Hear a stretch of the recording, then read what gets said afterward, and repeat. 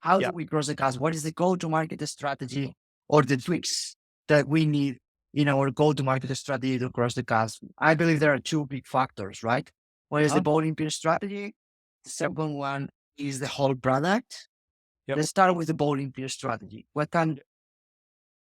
is the bowling pin strategy and how it works and how to apply it to cross the chasm? Yep. So the key is to find what is often called a beachhead segment, and you need to focus all of the resources of the company that are dedicated to this product, right? If you have a team that is assigned to a product, if it's in the chasm, then that team needs to identify the beachhead segment.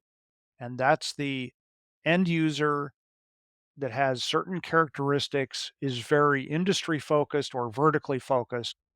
And you need to just really do a good job of identifying who you're going to focus on and have a very specific focus on just that beachhead use case or segment, because that's your key to crossing the chasm is Mm, getting into the into an application that is extremely compelling for a mainstream user.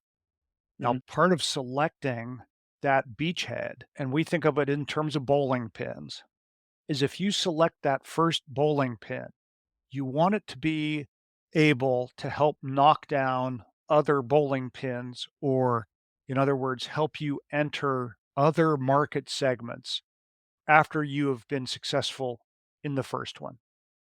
And we have an example. If this is a good time, I can mhm. talk a Yeah. little bit about this. All right. So this is Let me ask you one question real quick, yeah, because I want our audience to understand what the why, right? What are the foundations of switching from I'm selling, I'm trying to empathize with all the folks that they've been successful and all of a sudden they are crossing a chasm, they are right. reaching a growth plateau.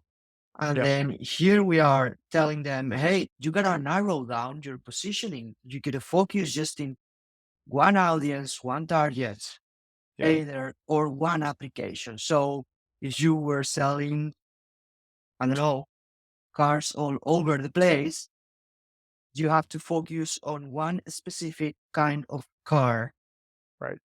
targeted to one specific audience to cross the chasm. And Correct. then why is that? Yep. It's the it goes back to that fundamental characteristic of what the mainstream audience Uh-huh. is like, is they want to see that you have created a complete solution just for them, and it's specific to their industry. It's got everything that they need. Remember, they're all about solving a problem. So it's it takes a lot of focus and some resources to create a very compelling, complete solution for a single use case or a single Mm, application. But that's what they want. That's what is going to be required. If you want to move into the mainstream, you must have that as your offering. mm, mm, And it's not like the good old days of early adopters where they said, "Oh, if it's not complete, that's okay." And, if it's not for a certain industry, that's okay. The mainstream is very cautious, mm. extremely cautious, and they wanna see things that are complete and they're focused, and that's the way to move into the mainstream in a strategic way. So I don't know if that answers Nice. your question or not, but Absolutely. Yeah. I would love to learn from this example. yep. So this is interesting. This is a division of Honeywell, called MeasureX, Mhm. and what MeasureX does is, in an industry which is paper manufacturing. And if you look at paper that's in your printer or anywhere, paper is manufactured in large sheets, wide, Mm, large sheets that are then split or cut into smaller pieces. mm, And the MeasureX division of Honeywell created a way to monitor the thickness of the Mm, paper as it was being made during the process itself, mm, rather than wait until all of this paper has been manufactured. They actually measure it online. And so they got started just measuring ordinary paper, and that was their beachhead segment, or the first bowling pin. mm, And they did an excellent job of providing great return on investment for paper manufacturers.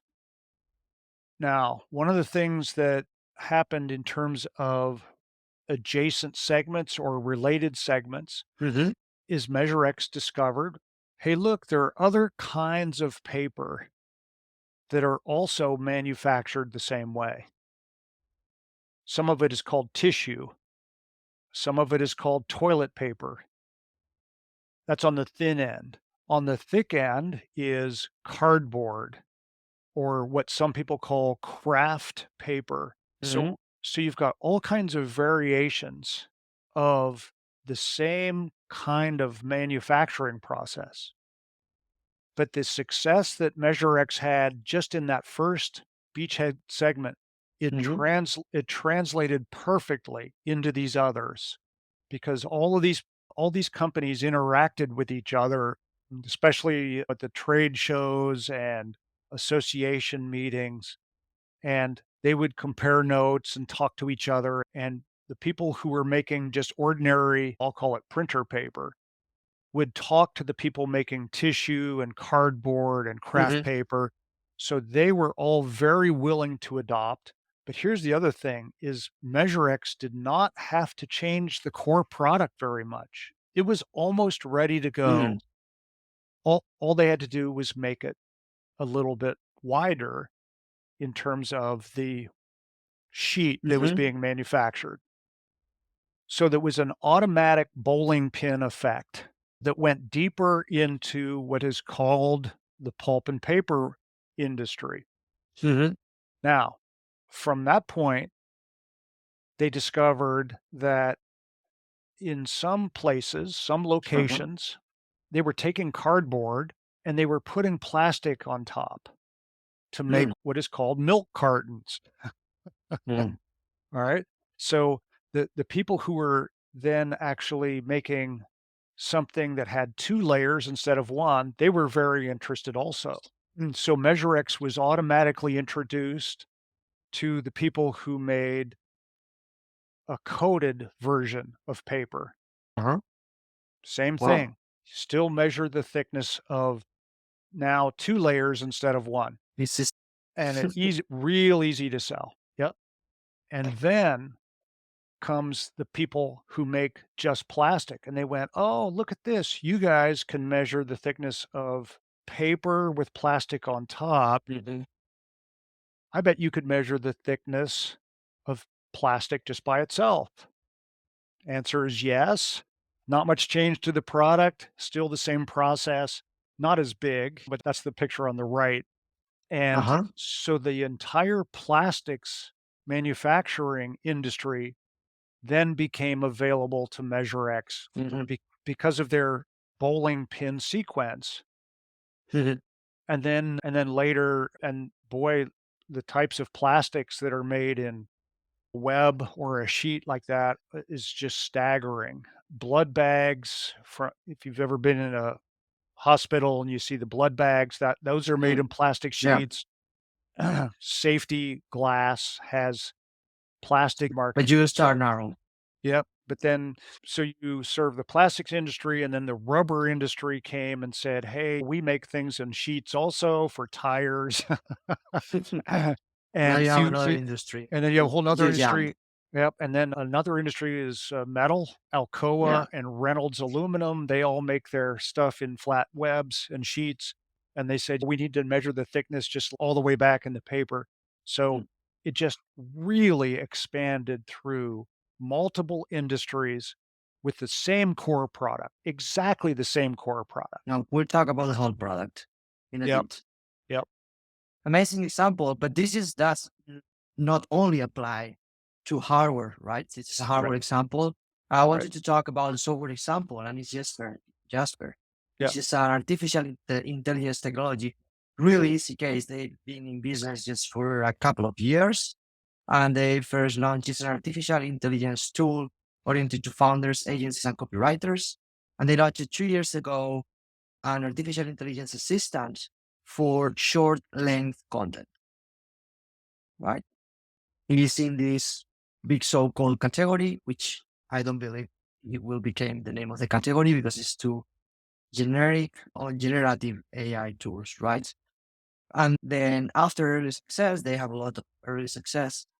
They improved the product and they jumped into writing long length content writing, which is another application.